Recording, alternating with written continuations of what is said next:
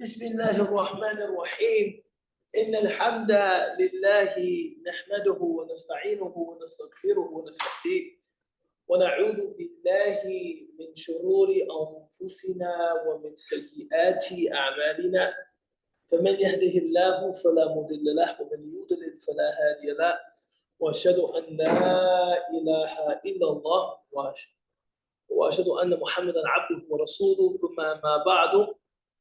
Assalamu alaikum. It is an honor and privilege, as always, to be here, to be in such esteemed company. This is, mashallah, a smaller session, always a very intimate session, a session of exchange, conversation. And we've been discussing for the past maybe year, I think, about the names and attributes of Allah. We appear to be coming to the end of them, mashallah. You know, we've covered some ground in this Monday night session, Monday evening session. And so I wanted to open the floor today to ask if anybody had any questions about a particular name of Allah, or if anybody wanted to share which of those reflections, because we've been doing them for more than 52 weeks consecutively, which of those reflections made an impression or left you with something memorable. You guys weren't at the class, so you're excused for not having anything to contribute to the discussion. You also weren't at the class, so you're also excused. So aren't you from Texas? You're not from Boston, subhanAllah. From Texas. My daughter is now in Texas, but you studied at Color though. Yeah. My daughter's at Color now. Allah Akbar. Yeah, my daughter's a first year student. She's doing Quran and Arabic at Color. I knew there was some association with you in Color. So yeah, we agreed to do that. I told her, give me 1 year studying Islam, and then I'll be comfortable with you going to college anywhere you want. She said, okay, Dad, I'll take that deal. So she's doing some Quran and some Arabic now at Color. Texas is a lot different than Chicago, right? She's just like, it's hot. There's no public transportation. I can't go anywhere. All I can do is read Quran. I said, well, that was the point. That was the point. You know what I'm saying? So it sounds as though it's working out. Anybody had anything?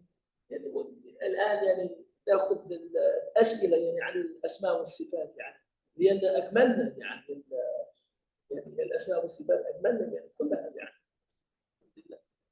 So anybody had anything? Yes. So one of the names, it's not one of the 99 names. And this was a different discussion that I was wondering what your thoughts were. Like some people say that we should restrict all of the names to the 99 names that his names are more greater than that, right? And one of the names that people associate with Allah is Hanna, right? Which is you say motherly love. I want to know what your opinion on that is. No, Bismillah, Allah subhanahu wa ta'ala says very clearly in Surah Al-Kahf, if all of the seas were ink and all of the trees were pens, the words of my Lord would not be exhausted with all of that ink and all of those pens. So the names of Allah subhanahu wa ta'ala are certainly more than we could ever enumerate. And I was actually reading an article on philosophy. I was reading a philosophical article this afternoon, and the writer was saying that the mind has an infinite capacity to grasp new information. We haven't reached the ceiling of the mind's ability to grasp. It's like no person has gotten to a place where they say, I can't learn another thing, right? And this writer said part of that is so that we can keep until the day that we expire learning new things about Allah subhanahu wa ta'ala, new names about Allah subhanahu wa ta'ala, new haqa'iq about Allah subhanahu wa ta'ala. And even then, barely scratch the surface. So you have the 99 names of Allah that are mentioned in the Quran. Then you have the name Allah, which will make 100, right? And then you have names that are mentioned just in the Sunnah of the Prophet ﷺ. And Allahu Akbar, there's my man. وَمَا يَنْتِقُ عَنِ الْهَوَىٰ. The Prophet ﷺ does not speak. The Prophet does not speak from just hawa. So you have the name Hannan. You have the name Mannan, right? Hannan refers to someone that possesses Hanina, right? Hanina is it's like shafaqa, it's like compassion, but it's more, it's maternal. But Hanina is maternal. Just like we actually know, many of us perhaps even know women named Hannan. It's common woman's name, Hannan, especially in Morocco. I've met so many Moroccans named Hannan. I don't know why it's a very popular name in Morocco, Hannan. But it refers to the fact that Allah subhanahu wa ta'ala, Allah glorified and exalted, cares for his creation with a maternal warmth. The Prophet ﷺ, in a rigorously authenticated hadith, was sitting with some of the companions, and he saw a mother caring for her child. And for those of you who don't have children, I realize this analogy might be lost on you. No, I really think that, I mean, I studied this before I had children of my own. And I myself have a very loving mother. But I think when you're the child, you're so entitled, right? It's just, you can't really see, you can't zoom out and kind of get this panoramic kind of view of a mother's love for her child. Because you're just like the needy recipient of all of this attention and doting, right? But when I had children of my own, and I saw that connection between the mothers of my children and my children, I mean, it's inspiring. There's a lot to that, man. There's a lot to that. And not to go off on a tangent, but I think if you carry a child and you nurse a child, you have a psychological connection to that child that dad will never be able to rival. Meaning, like, I love my children, right? But and some people would suggest that some of this is necessary, right? Because if I felt about my children the way that my wife feels about my children, I probably wouldn't even be able to travel and go to work. I could stay on assignment for weeks. I would be like, oh, my kids, I can't, So some of that is necessary. So the Prophet ﷺ was sitting with the Sahaba. He saw a woman with her child. And he asked them, could you ever imagine this woman throwing her child into a fire? And they all responded like, absolutely not. But there was something about the way that she was caring for that child, right? That just, a mother and a child. And he said, Allah cares for his believing servant more than this woman cares for the child. Right? That's al-Hannan. Allah cares for his believing servant more than this woman cares for this child. So this was the Prophet ﷺ using the interaction of a mother and child to illustrate this is a likeness of God's mercy unto you. It's like this. You know what I'm saying? And that's embodied in the name Hannan. Right? You also have the name Mannan. That's not in the Quran. Mannan is the one that gives. Right? A minna is like a scholarship, actually. Like someone, a person, it's interesting. Arabic is such a precise language. I'm really honored that Allah subhanahu wa ta'ala gave me some time to engage it just a little bit. But you have the word hiba. Hiba is like a gift. And you have minna. Minna is more like a reward. Right? Al-Mannan is the one that rewards. Wahhab is the one that just gives. So like a mawhiba is a talent, something Allah just gave you. You're just talented, right? The minna is like a gift that you could never offer any repayment for because the gift is too great. So you have names like Mannan, names like Hanan, many names that aren't mentioned in the Quran. Other questions about the Asma and the Sifat, names, attributes. I'd like to know which of the names of Allah is your, I won't say favorite, but which one resonates with you mostly? One that I kind of reflected on was Sheikh Muhammad Shibri, was he said that Kareem is often translated as generous, but it actually has the meaning of perfection. But the reason why people translate it often as generous is because the one quality someone can have that would cover all their faults is being generous with others, like giving a lot of money or giving a lot of wealth or something. So people say, for example, like Quran Kareem was translated as a generous Quran, it's the more accurate meaning is the most perfect or whatever Quran. So that one was one that that's separate from this class, but one that I was gonna mention for this class was Abu Sattar. Like I don't think I've ever really thought about that name. That's another name, not in the Quran. Sattar. Abu Sattar, the one that covers. Yeah, and I think it's particularly relevant for today's world because on the one side, a lot of people are converting to Islam and on like all the social media channels, but they're like, I really was out here like doing X, Y, Z. And it's like, you don't have to share all that. Like, yeah, you don't have to uncover the faults that you had before Islam. So I think people need to, I think some shame is lost in like, if Allah has covered your faults, let them be covered and don't again revel in what you did in the past. Yeah, I struggle with that. Because when people do that, they are either A, trying to be relatable, and they're trying to show people that although now I've embraced this path of spirituality, religiosity, don't think of me as like an angel, don't think of me as like a saint.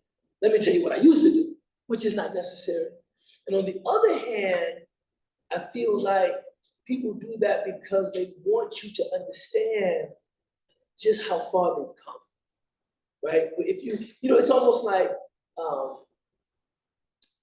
it's a way that you can kind of earn some grace for yourself. It's like there's certain people that if you knew them like I know them, you certainly wouldn't be saying, man, why don't you have a beard? You just wouldn't say that because you would know, man, this was the biggest, you talk about alcohol distribution. This was one of the biggest liquor store owners in the Midwest. And he made Toba, gave up his liquor stores, and he still doesn't have a beard, but we're all proud of the Toba that he made. So a person might see him and say, his pants should be shorter, his beard should be longer. And by telling his story, it's like, hey man, just give me some grace here, man. You don't understand where I came from. You're talking about facial hair. I used to be, I'm in transit spiritually, but acknowledge where I've come from. It's just like I need some acknowledgement that, bro, I've changed, and I understand that too. I understand that too. But yeah, Allah, if the Prophet ﷺ used to warn people about mujahara bil-dhunub, like publicizing, broadcasting your sins. And one of the things I think, and this is just, I've been Muslim now for 25 years, bro. SubhanAllah. La ilaha illallah. La ilaha illallah. One of the things that I think we have to be very, very careful of is that if people start to broadcast all of their shortcomings, we assume this general kind of low opinion of each other, right? And in that low opinion of each other, it justifies all of our bad behavior. We think everybody's doing this and everybody's doing this and that. Well, I mean, everybody, who am I? I mean, everybody is, doing this and doing that and doing this and doing that. And I think that it brings down our collective morality, right? If a person is overexposed to any sin, they become desensitized. I still remember a true story, man. When I think about it now, I think about how innocent I was.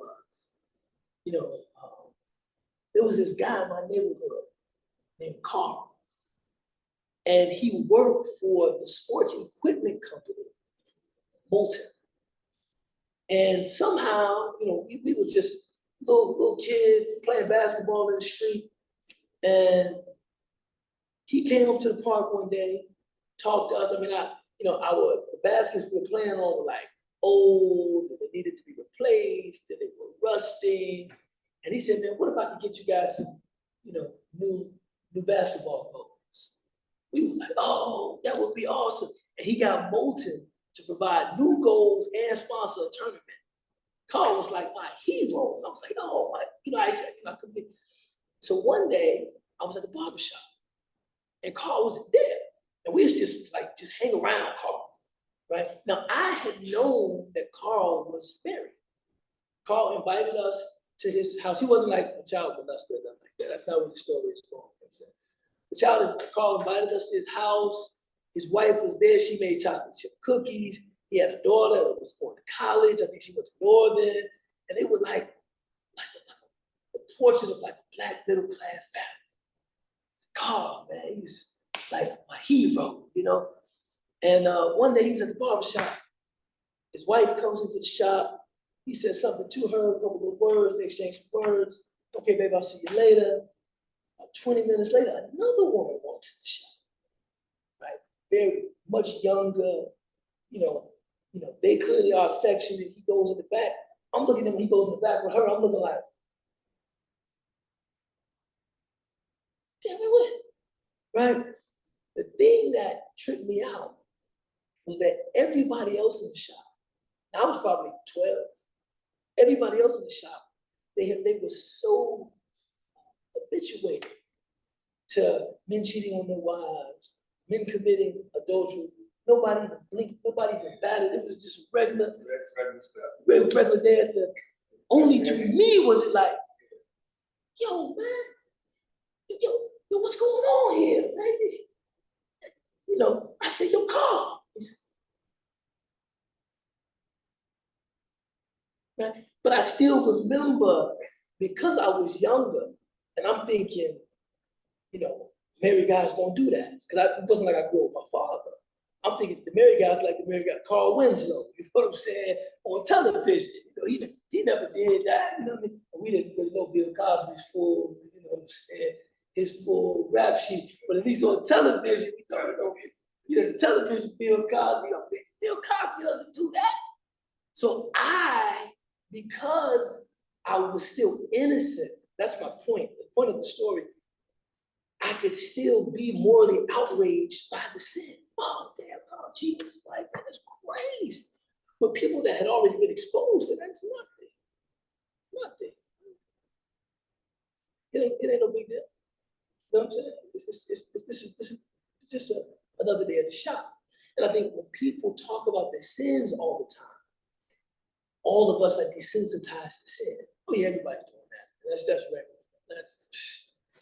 And I think that some of the way the heart is alive is that gross disobedience to God still does, you do have a visceral reaction to that.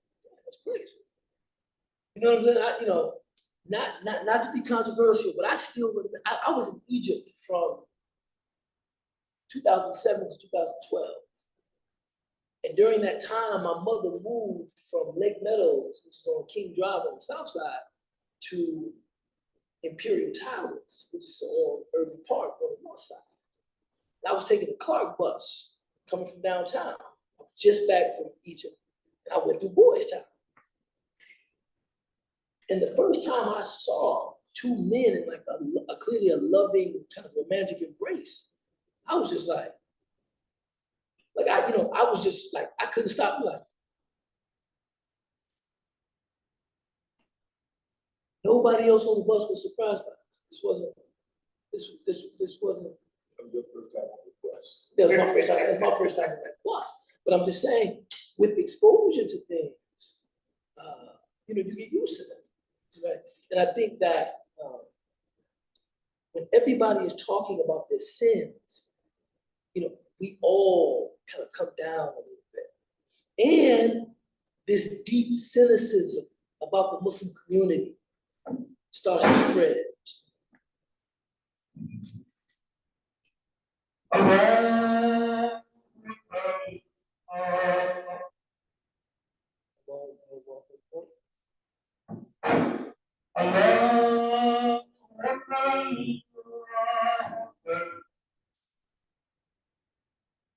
لا إله إلا الله أشهد أن لا إله إلا الله أشهد أن محمدا رسول الله أشهد أن محمدا رسول الله حي على الصلاة حي على الصلاة حي على الفلاح حي على الفلاح الله أكبر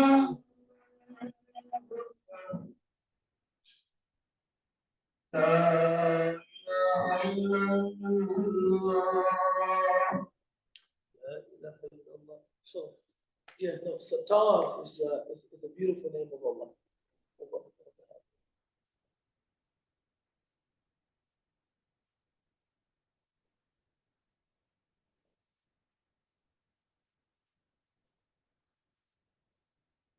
So other commentary about Allah's names, attributes.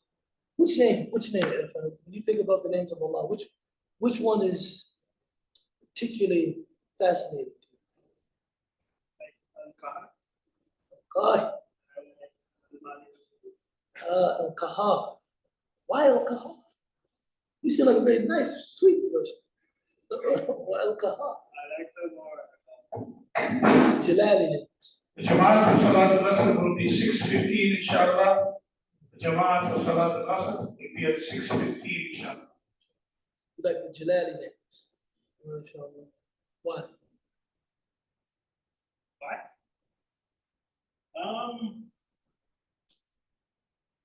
I guess some of the reasons I would give is that, okay, so like in the US, you can see people trying to sort of emulate the God aesthetic a little bit.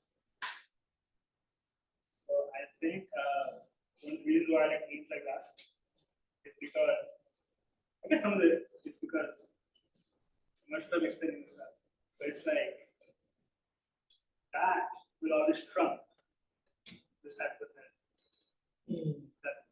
No, I understand what you're saying.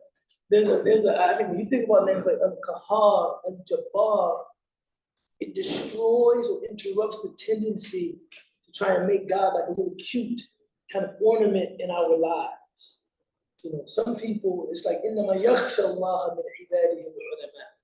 Those who have knowledge, they fear God, right? And it's a fear born of reverence, not a fear born of trepidation. But this idea that God can be made this little accessory, this little cute piece of accoutrement in our lives that we can almost like somebody putting an angel on top of a Christmas tree. God. And it's like, no, we're talking about, typhoons, tsunamis, earthquakes, global pandemics. Those things, in addition to all of those beautiful things, those things also come from God. So this is not something to be played with. This is not something to be treated like, oh, this is cute. Oh God, almost like a condiment that I put on my food. No, this is Allah. Right?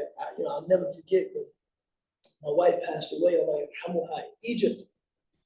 My teacher called me and he said, one of the things about worshiping a God that is omnipotent, all powerful, is that it does not have to use that power in ways that you like. And I probably wouldn't advise someone else to say that to anybody else, but this was my teacher. He knew me very well, and he knew that this was something that would help me kind of understand that I'm talking about Allah subhanahu wa ta'ala here. What did I'll say this, man. That was the moment, I accepted Islam when I was 16, but that was the moment that I think I accepted Allah. That I think I started to believe in Allah. I think before that, my Islam was almost like I was thinking about it in a very liberal kind of, I want to maximize my potential, be all that I can be. It was almost like, me making investments in my personal style and feeling kind of exotic and different and wanting to do something that made me feel like a more authentic, truer African American. It was all of those kinds of influences that led to my embrace of Islam. But when my wife passed away, Allah yarhamuha, that's when I saw this is not just about learning a new language or adopting new clothing styles or traveling the world and trying new foods and embracing this, ancient tradition that I'm trying to study and become an inheritor of, God. It's not about just kind of having this rarefied personal style. That Islam was kind of like, okay, I was listening to a lot of Wu-Tang Clan, and then Islam, you know what I'm saying? It's like, no, we're talking about God here. We're talking God here. And that was, subhanAllah, that was difficult. But I think about those realities around the name of Qahar and Jabbar and Muntaqim, Qahar the subduer, Jabbar the compeller. When you have a cast in Arabic, you break something, Jabira, right? Because it forces the bowl back into place. Allah's a Jabbar, because his will cannot be resisted. When he wills something, it cannot be resisted. Right? Those are those Jalali, those magnificent names of God. I connect very deeply with those as well. What about you? What's your favorite attribute? I actually find myself thinking a lot about this classroom a couple months ago when we talked about the expander and the constrictor. Just the balance of that and like the potent reminder you need of either when you're in different states in your life. Al-Qabid wal-Basit, the one that contracts, and Basit, the one that expands. Many scholars, they say that these are the two names of Allah that we're experiencing all the time. You're either in a state of qabd or in a state of bast. You're in a state of contraction in your life. Things are difficult, tense. And I was once in Spain with this traditional Islamic doctor called a Hakim. And he said that contraction and expansion are the rhythm of life. He said, if you really think about it, all of life is qabd and bast. All of life, right? He said, think about like when somebody tells you a good joke. He says, the qabd is everything leading up to the joke. That's when you're kind of like, and then when the punchline comes, that's the bust. Right? You have an argument with your spouse, and you make up. Right? It's tight. Right? Things are tense at work, you finish the project. Winter in Chicago, spring in Chicago. That's the rhythm of life. It's always going like that. Right? Just breathing, right? Inhalation, exhalation. right? And understanding that God is in both. See, it's easy to see God in bust. I love this new house. I love this new car. I love my new marriage. I love this money. I'm in good health. I just ran a marathon. It's easy. I'm like, Allah, alhamdulillah.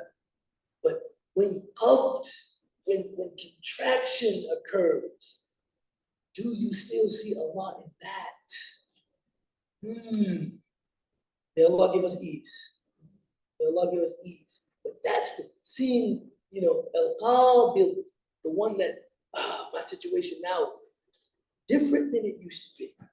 And if you live long enough, you will see more contraction, but you'll also see even in that expansion. Because people that age physically, there's just contraction. فَمَنْ نُعَمِّرُهُ نُنَكِّسُهُ فِي الْخَلْقِ. Whoever has a long life, they're reversed in their creation. Right? So it's amazing to think that, even that, a person that attained full maturity, if Allah subhanahu wa ta'ala wants them, they can be reduced to debilitating old age. It's like when you were a baby, somebody wiped you, and now somebody's wiping you again. As an elderly person, it's just like, subhanAllah, that was life. My wife's grandmother just turned 103. What can change? What can change? I told her, I said, if I was your age, I couldn't tell somebody, I wouldn't be able to tell anybody my age without laughing. So I said, how old are you? Man, 103, man. You know what I'm saying? One of my friends, Sheikh Ahmed Deeb, his grandfather made Hajj from Syria. His grandfather was 104. Suri. Made tawaf and everything. Did his own tawaf at 104. La ilaha illallah. La ilaha illallah. But spiritually, there may be openings, there may be busts. I'm always like, for me, I look at my wife's grandmother. She doesn't appear to have any anxieties, any fears, any concerns. I always thought, man, if I got that old, I probably wouldn't be able to close my eyes and go to bed without thinking that was the last time. If I'm that old, I might tell my wife, I want you to know I love you. Tell the kids I love them. Tell the doorman downstairs I love them. Okay, I'm going to sleep. Really, how do you retire to sleep at 103? You're 103, I gotta get some rest. Yeah, but maybe spiritually you have a certain fortitude that we know that this is coming. We know that this is coming. You're Rasikh in that. So we'll go over where Asr inshallah, we'll come back down. Yeah, and I was looking and said, man, if I was 103, man, I couldn't. If I feel sleepy, I probably hug everybody in the room. Hey man, I'm feeling sleepy. I'm feeling tired. I'm 103, man. I want you to know I love everybody. So I think 103, that one time I'm gonna go down, man. I'm gonna go.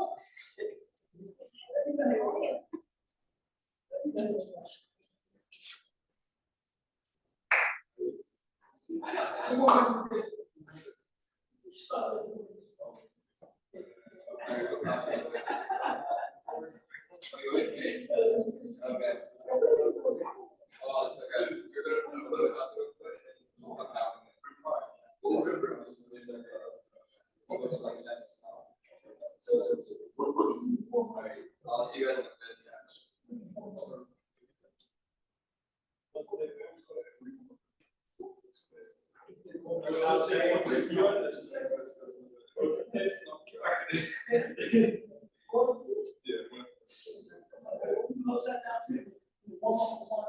You three, come down expense.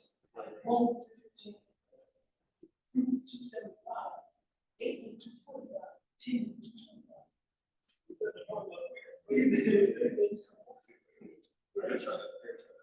I'm not the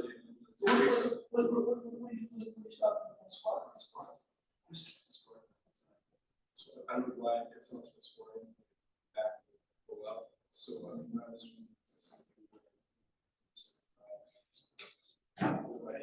Peace.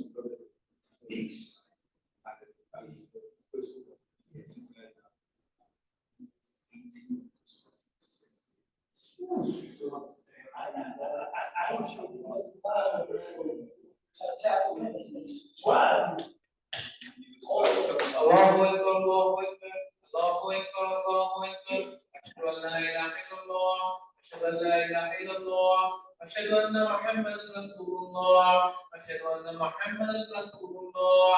Hayya 'ala salah, hayya 'ala salah, hayya 'ala falah, hayya 'ala salah. Qamat as-salah, qamat as-salah. Allahu Akbar, Allahu Akbar, la ilaha illallah.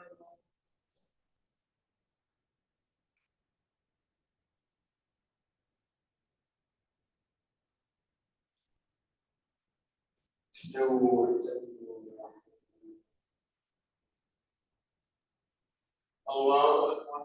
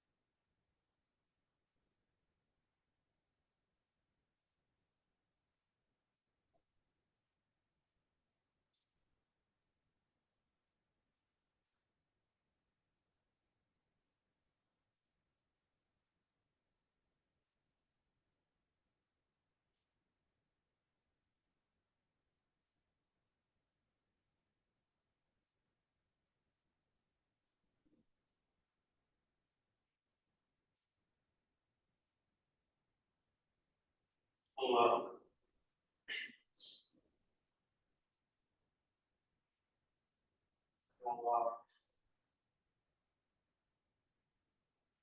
Allah.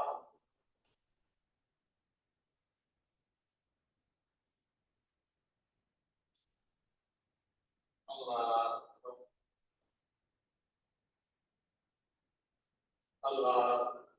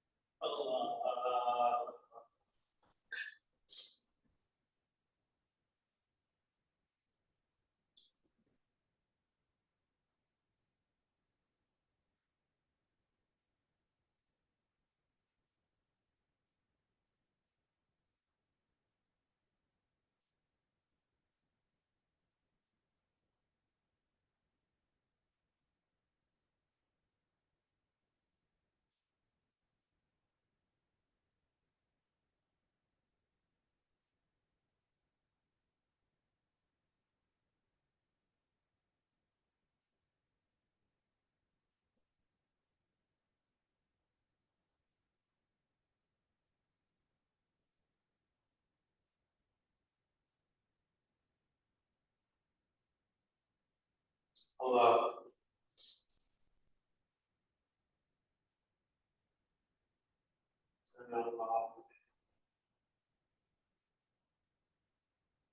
Allah. Allah.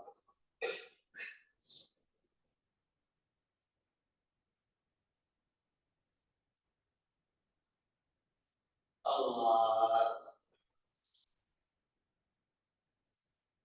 Allah.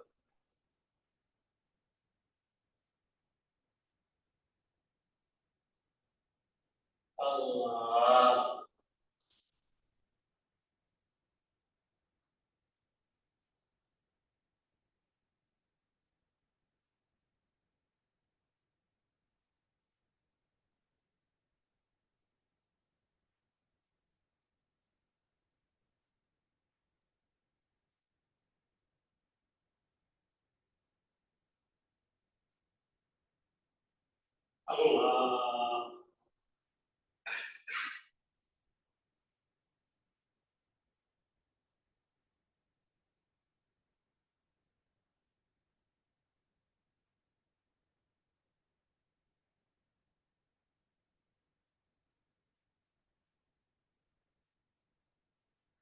Allah.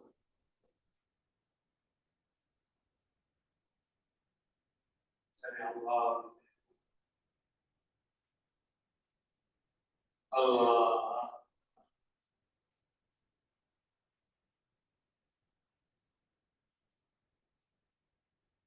الله. الله.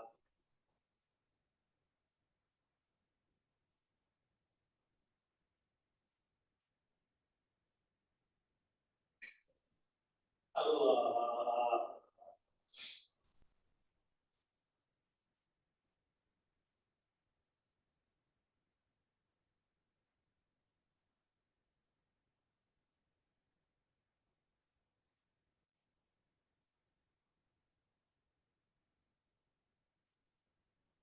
الله. سمع الله. الله.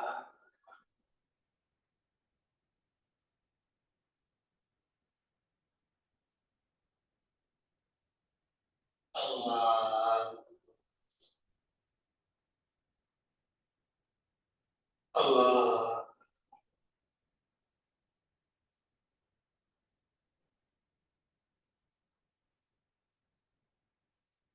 الله.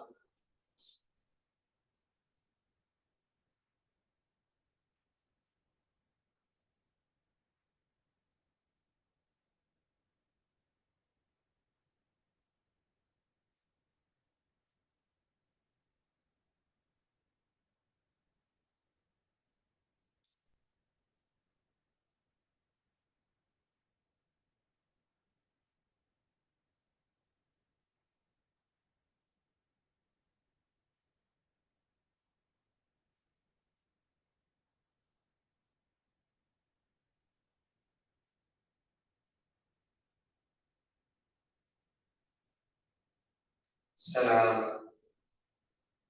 سلام.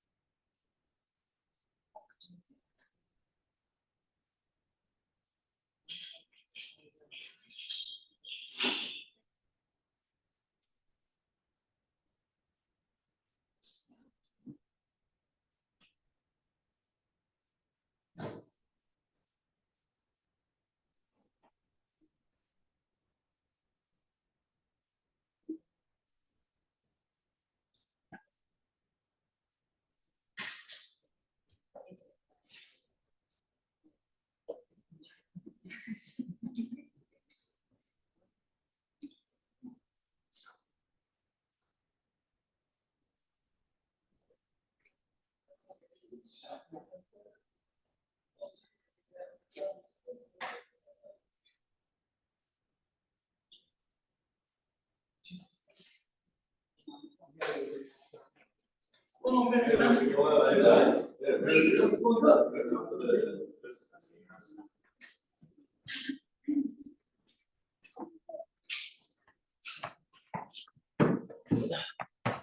are things? Alhamdulillah. يعرف عمران سيعرفه عمران. So Bismillah ar-Rahman ar-Rahim, we're back. And we're just talking about, as we move to maybe a different book, I still have to choose that book. Maybe I'll choose it in collaboration with Ranna. What, just different names, different highlights, things that stood out to you from the class. For myself, the names of Zahir and Al-Batin, I just can't get past. You know, the manifest, the open, and Al-Batin, kind of not hidden, but yani Al-Batin. Al-Batin, يعني. ما معنى الباطن؟ Exactly, inside, you know. And the reason why is that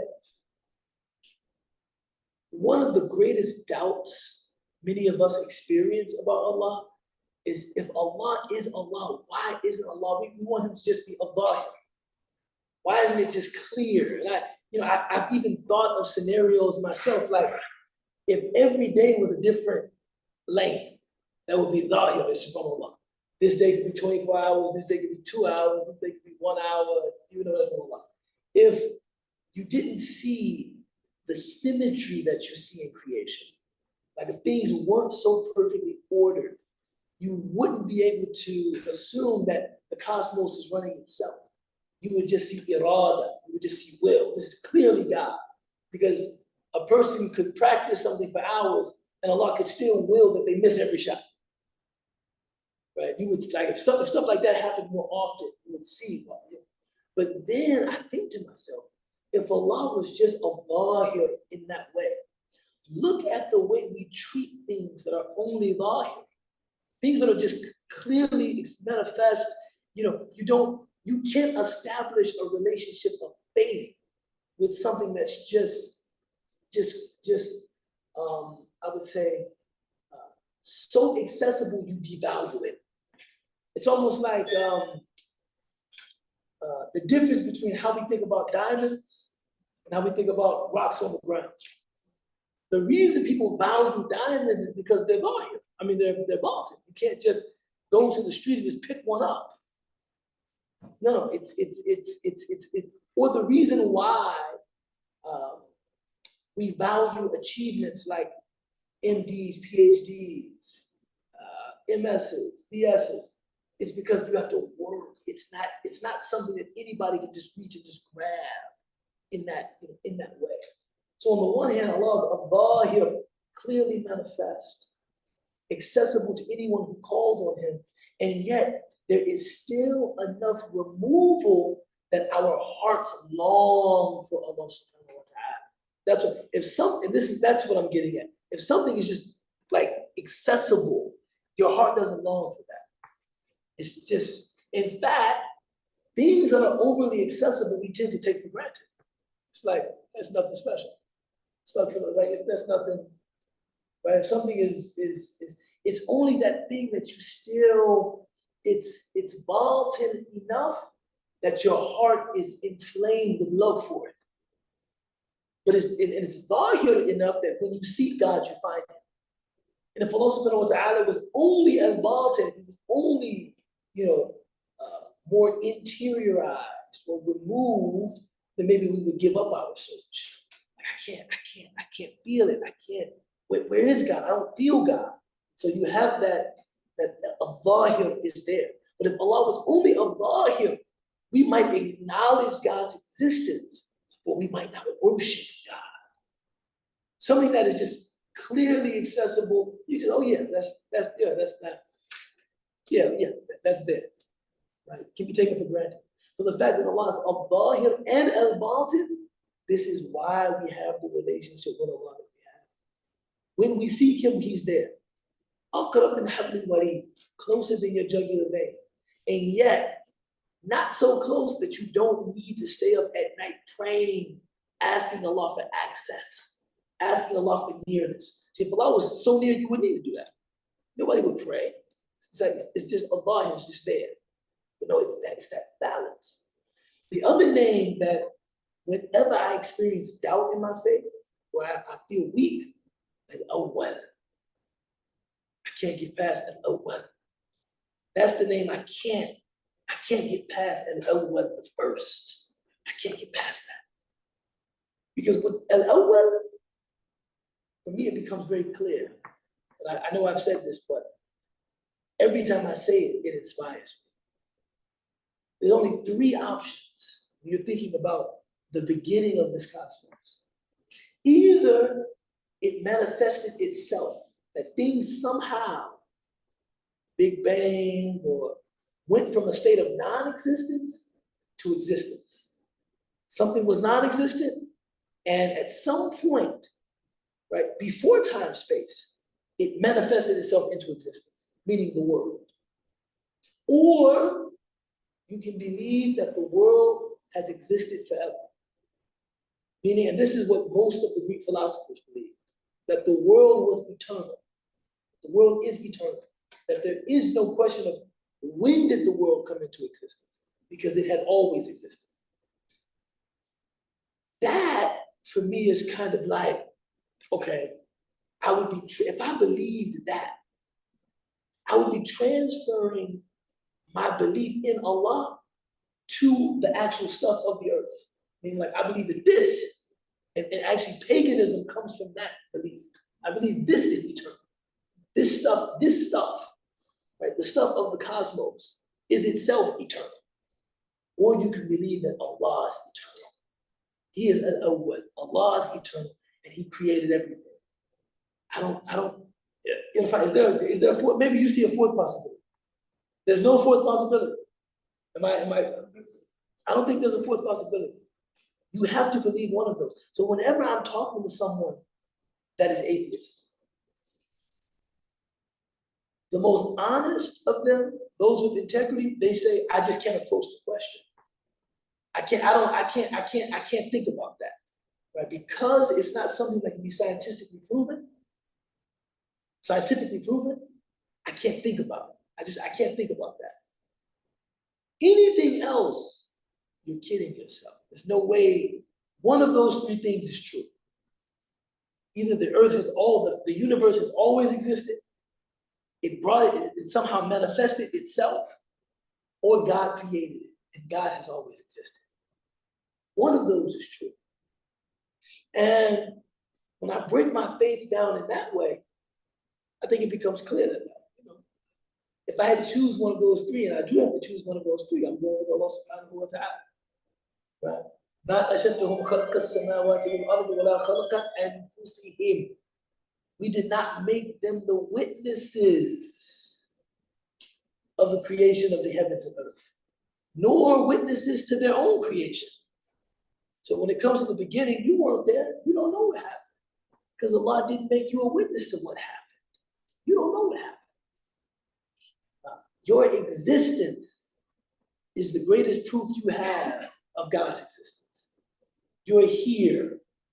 You didn't will yourself into existence. You didn't even choose to be here. Here you are.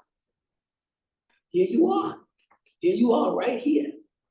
And the other thing that I was thinking about when I was thinking about that one, because sometimes I get into those internet polemics. Avoid those. It's a waste of time. But sometimes it's, you're on like Quora or Reddit or something. It's unavoidable. You end up like, what are they talking about? And I realized that if somebody said that all of this was created by random chance, there was no design, no irada, no will, just almost any material scientist will tell you, order does not come from chaos. Something does not begin chaotically and just kind of order itself. That doesn't happen. Chaos comes from order. Things begin ordered and then they descend into chaos. That's entropy. Something begins designed and ordered, and kind of like your room, you know what I'm saying? Kind of like your house. You clean it first, and then it descends into chaos. Nobody just leaves their house a mess and it just kind of over time just gets neat. That doesn't happen, right? And so one of these guys, he was saying, he said,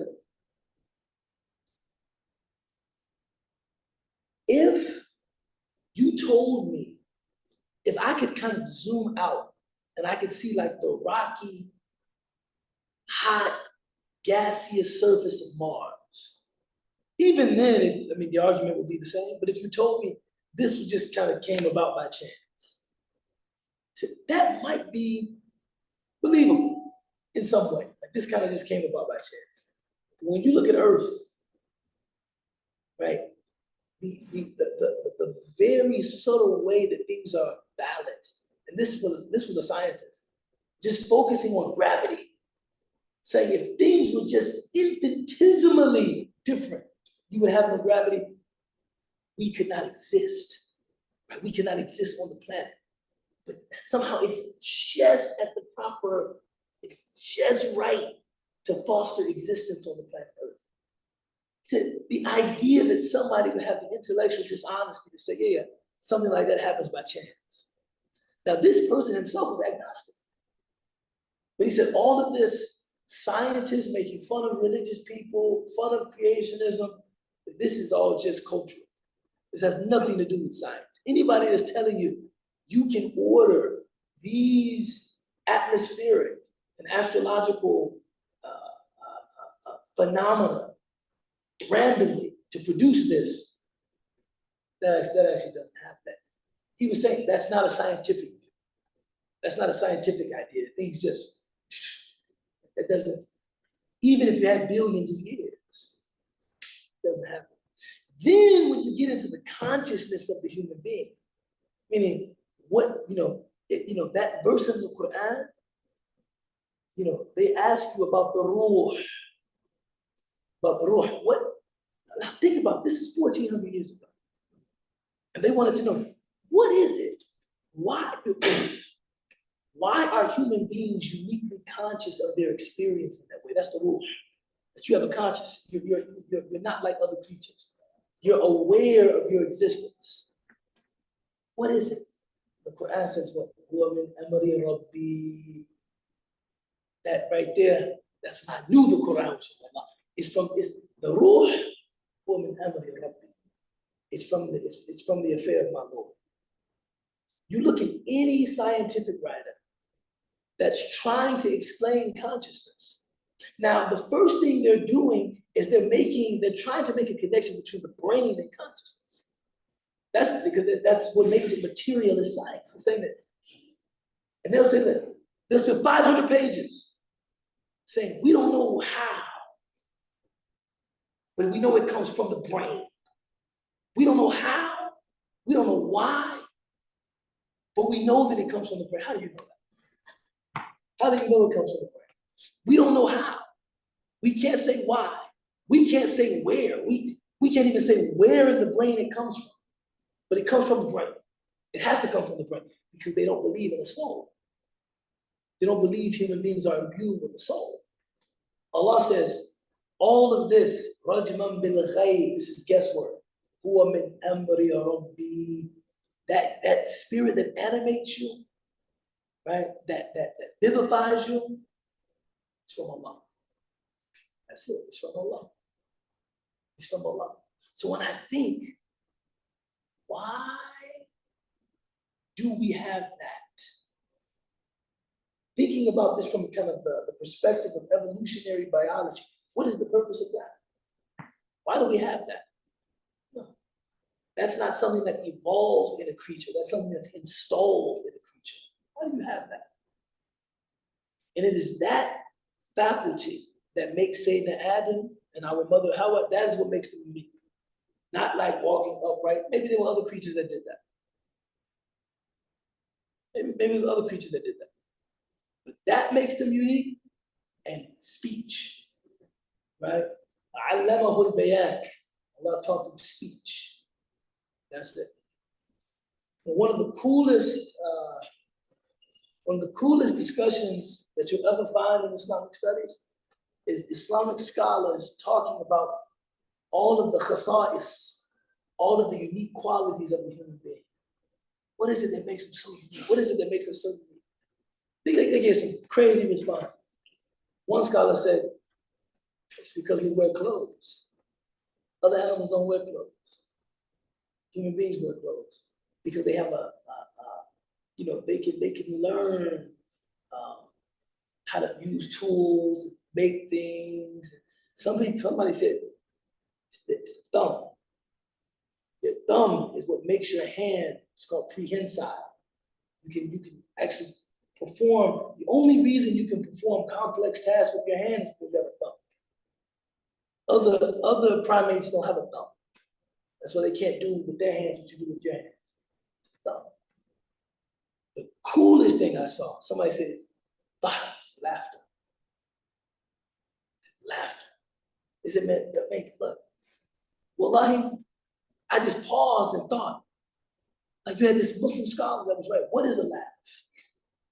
No, what is a laugh? Where does it come from? No, really, no, what is a laugh? Where does it come from? That somebody says something and there's this emotional response that you have that produces like some people have a hard time describing even what happens when you laugh. This is something, somebody does something, you just, it's spontaneous. And it can be so, the desire, the urge to do it can be so strong, you can't control it. Right? I've been in situations where I didn't want to laugh, and that joint was.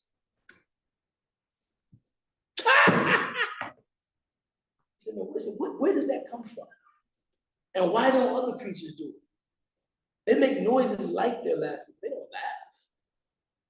It comes from your awareness. You're aware in a very unique way.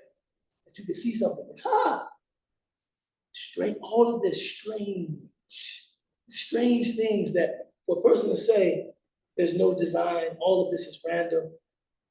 So things like that, why are they so unique to us? Right? Allah said, Khaliq. So those are names I think about. Other reflections, insights. I put a vote in for a name. Huh? I put a vote in for a name. Yes, ma'am. I was gonna, for the next topic, I think something that I've yet to see correspond is just focusing on intentions. I think that's the solitary thing, especially in this day and age, that we're just heedless in our prayers, we're heedless in our worship, and it's like, even if we're sitting at work or doing something, there's so many opportunities for us to maximize our attention, and that's just like something. You know why you haven't seen that?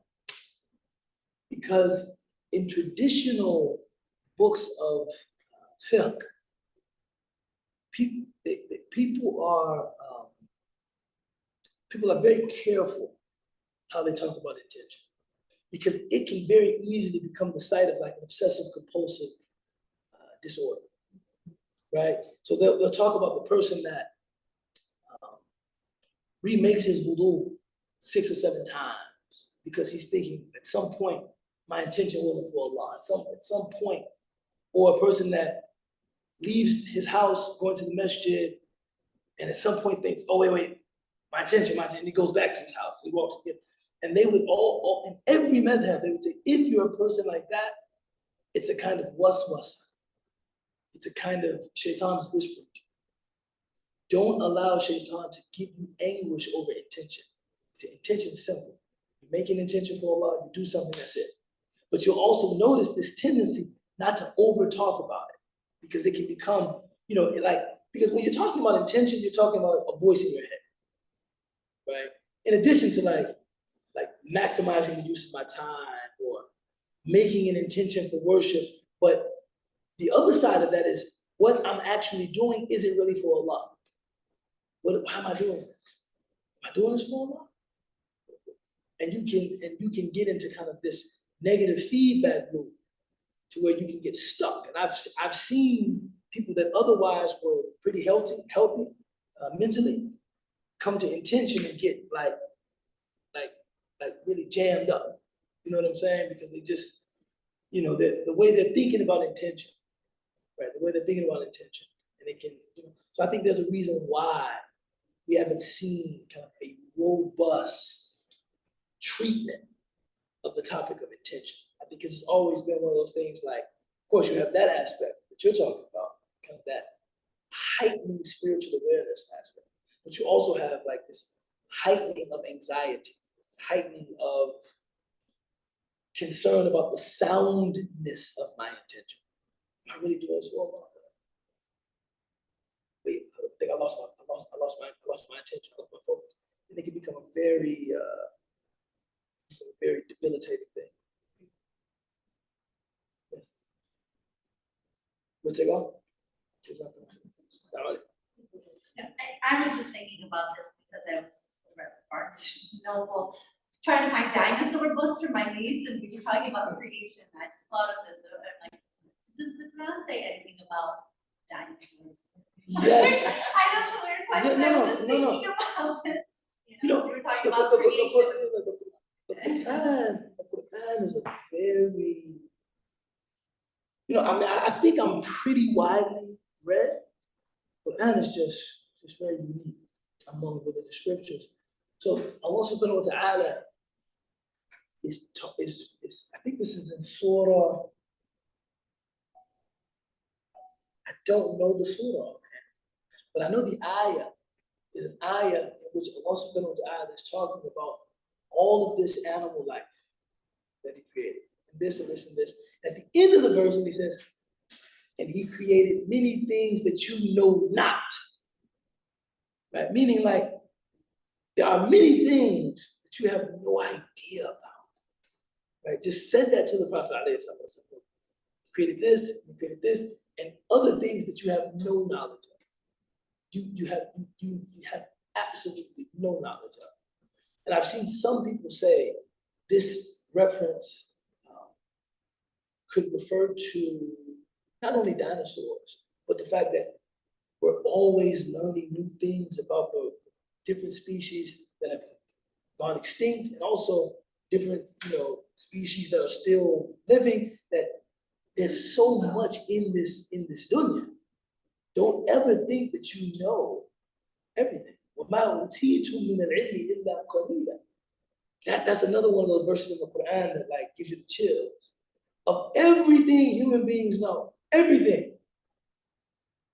This is just qalila. This is just a small portion of what can be known, right? And that's why, which is not to say that it's not to say that things don't demand or require logical explanations. But when you encounter something in the Quran that,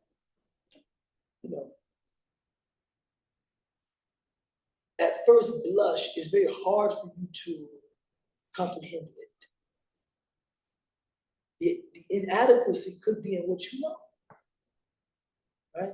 Imagine, I always think about that, that's one of the, I think one of the tricks of our time, one of the deceptions of our time, is that people have a tendency of talking about science like it's not dynamic, right? And the history of science is just washed over in a way that is so shameful. You had a lot of stuff that was actually justified as science that was horrible stuff, that now we would think of it as quackery. But there was a time when phrenology was something real. Somebody would touch your head and say, yeah, I can tell you have a very deep sense of perception because of this indentation in your skull. That was regarded as science at that time. Right? Now we look at that and say, who knows? Sometimes I think when we're all dead and gone, and somebody maybe 1,400 years from now looks back on what we thought we knew, how backwards might we look? Oh my God, they actually thought the world was round. I mean, who knows? Oh my God, they just didn't know. They just didn't know. And that's why I'm always reluctant to look at something that's authentic from the Prophet ﷺ.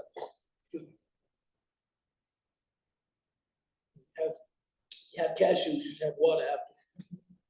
I'm always reluctant to look at something authentic from the Prophet ﷺ.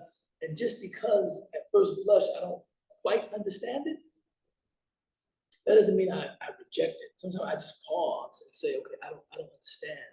I don't understand this, but that's okay. there's a lot of things that I don't understand. You know, as long as the basis, God, His messenger, I understand that. Some other things like full disclosure, you know, something that every week, Surah Al-Kahf, every week I read, I'm thinking, where was this? Little Karnaim, this wall, these people. You know, and because there's no chronology given, Allah doesn't say when. Allah said this happened. Some people estimate the earth to be 4 billion years old. 4 billion. 4 billion. I'm thinking this must be some civilization gone, because we don't see any evidence of the wall, and that would mean that the Ya'juj and Ma'juj are already prolific, it's already happening.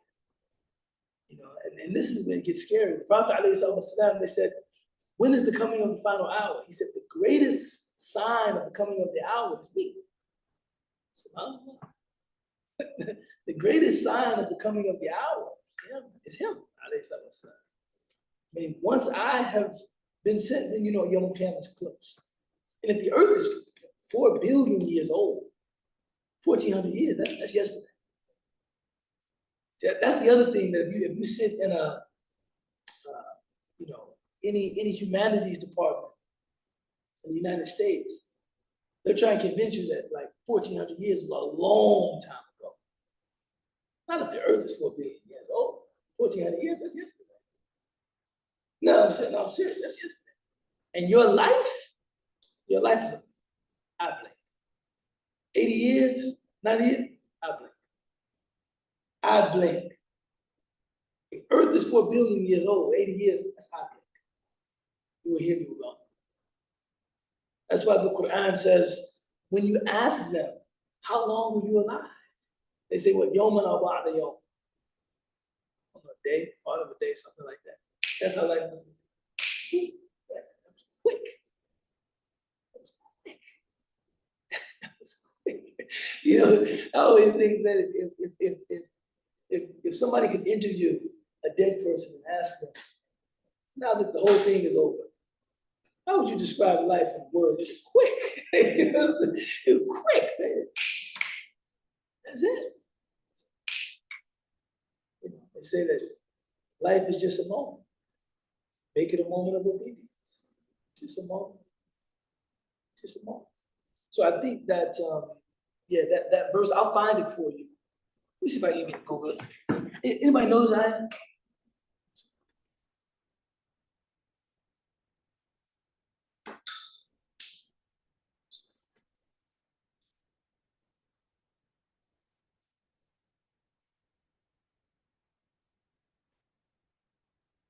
I will find it.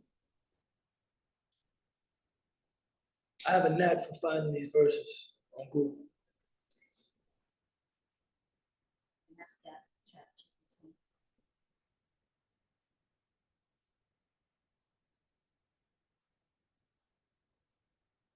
First off, we praise what you not know.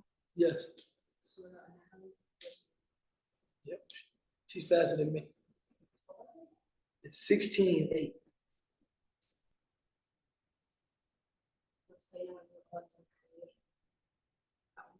Yep.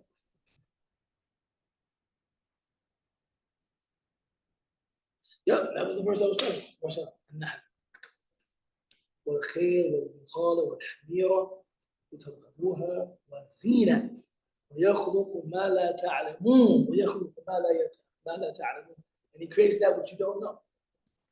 And I was, you know, when I was exploring Islam before I became Muslim, even then that struck me as a strange thing to say. Like he's talking about, you know, livestock, animals that we know,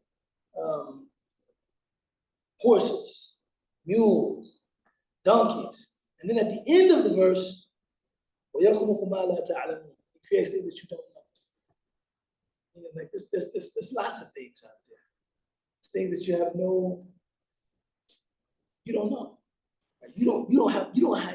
You don't encompass what I've created. You only know what you've been shown. I don't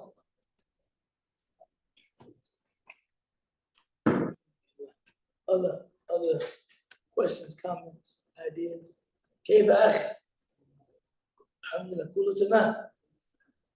والله سعداء بوجودك معنا. جزاك الله خير. Questions, comments? الحمد لله. I have a random question. بسم الله. You talked to me about the singers, the Yeah. documentary. Yeah. So you were talking about that on Saturday during the comic concert. Do you remember the name of that documentary? No. Colin had a concert? Yeah, Free, Money Park, Wow. Saturday. I didn't know that. So the 20th anniversary. Yeah. I don't know what I woke up on Saturday morning and the documentary was just on. Okay. It's one of those things before everybody had streaming. But and here's the thing, man. You know, it's amazing how sometimes limitation or limits provide you with more than a lack of boundaries. So now, all we have is streaming platforms. I have no network television. So I have Netflix. I got so many people paying money, I don't even know. I just look at the credit card, who's this? Wait, what? Hulu, Amazon Prime, not Prime, Netflix, Disney Plus, ESPN Max. Just bleeding me poor $20 at a time. Boom, boom, boom, boom, boom. I need Nerd Wallet and stuff to clean this stuff up. But with that, I find it a burden actually a little bit. That I got to turn the thing on, I got to look through thousands of options before I select something. Whereas you had network TV, you had to watch what was on. You know, you turn TV on and you kind of had to, you just kind of said, let me see what's on TV. If you wanted to watch TV, I didn't never watch a lot of TV. This day I woke up in the morning, scrolled the channel, and it was a documentary of background singing. It was on HBO. So let me see if I can find it.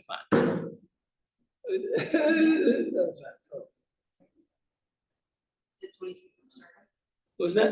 22 people started. How are you doing this? I think it is. HBO documentary. Yep, that's it. Yeah. That's it. 2050 start. That's it. Dang, man, that's crazy. How you doing this, man? But yeah, it's called 2050 start. But that was where I encountered that quote where they said, sometimes the difference between the background singer and the star is not talent, it's not being photogenic, it's just ego. That's it. The background singer does not have as much ego. So whereas the star wants to be in the front. The background singer is much more comfortable just contributing their voice to a collective success. Like I just want to be a part. You know, it's funny. I remember when, of course, Beyonce, the singer, the group that she debuted was Destiny's Child. And my sister, I never liked Destiny's Child like that. But my sister was a big Destiny's Child fan, right? And she went to the concert. And when I came home, I said, "What you think of the concert? How was Destiny's Child a lot?" She said, "The one Beyonce, she's going solo." This is like when they first, this is like say my name. Destiny. The one Beyonce, she's going solo. I said, how you know? She said, you could just see her whole energy was like me. The other singers appeared much more interested in the group. She said her whole energy was like, I'm the one. Me. Some people that's their wavelength. My sister said this, and when all of this happened, sometimes I still say, how did you know? She said, you can see it as clear as day. That her ego was just like, me.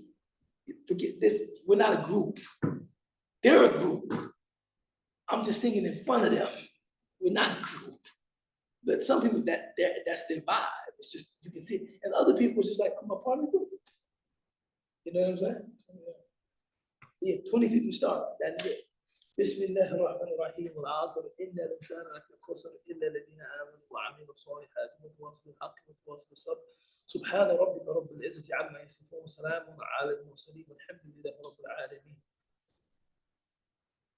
Dangerous with a Google search, man. Dangerous with a Google search. So I'm not here next class, but I